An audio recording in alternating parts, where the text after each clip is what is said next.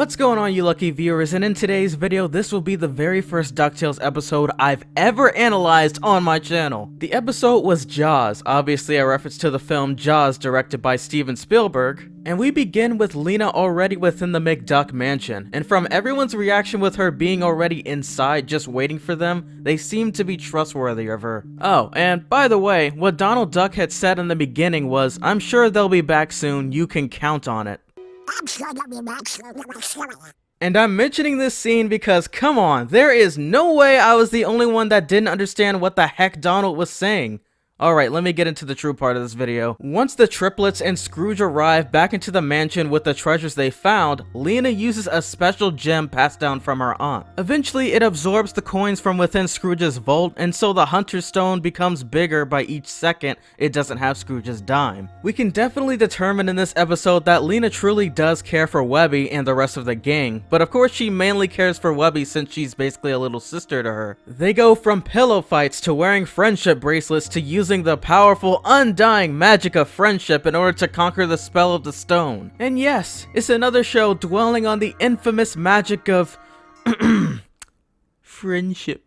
The main and basically Lena's only true motivator for assisting her horrible Aunt Magica is a curse that prevents Lena from being able to escape Magica's shadow. So all in all, Lena technically doesn't have a choice in all of this, and don't believe that Magica would be willing to spare her own niece. If she were to simply spill the beans about her little secret, I don't think she would be merciful at all. And in case some of you haven't noticed, you know darn well that this sounds like Hercules.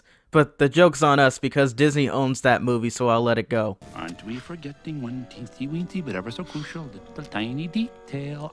I own you! In this episode, Magica ever so clearly expressed that she was willing to allow her niece to sacrifice her very own life just to grab Scrooge's dime. Get me that dime and you'll finally have everything you've ever wanted. Then how am I supposed to get it without being eaten alive?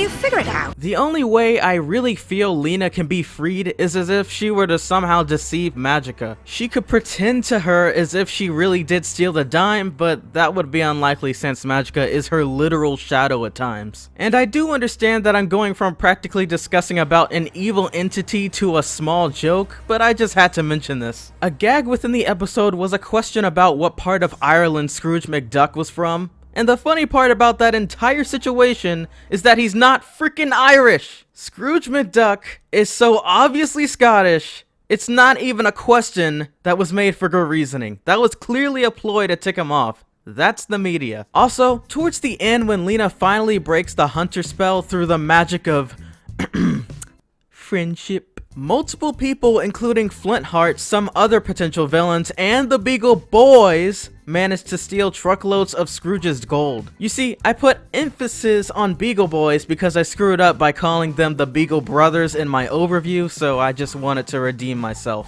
Anyways, I wonder if Scrooge is gonna just let it all slide away, or if there's gonna be some episode in the future where he gets it all back, including his hat. Now, before I officially end this video, there is a bit of a theory I wanted to put out there. I gave a bit of a teaser of the clip in my overview, but here's what's happening. In the original 20th episode of DuckTales, Magica's shadows try to overtake her, and so instead of letting Magica suffer, the gang decide to help. Their way of getting rid of the very last and seemingly the most powerful of them all was vanquished by the flash of cameras. It could be possible for that to work on Magica's current spell, and would be quite the foreshadowing when you think about it. Within the pilot for DuckTales, one of the very first things Webby does is stun the triplets with a photo taking, and even the outro consists of Webby using the camera. I mean, it's either that or maybe even something as powerful as the magic stored within the bracelet. There was a sign of magic still slithering in there, and I don't think they showed us that for no reason. It's a minor theory, but something to have on your conscience for the following episodes in case a clue may pop up. And well, my dear DuckTales fans, that is the end of this analysis video for that particular episode. I hope you all enjoyed this little video I made for you all. The very next episode is called The Golden Lagoon of White Agony Plain, so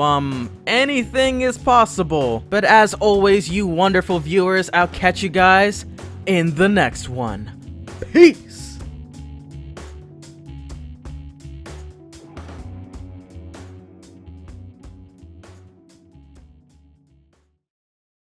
I own you!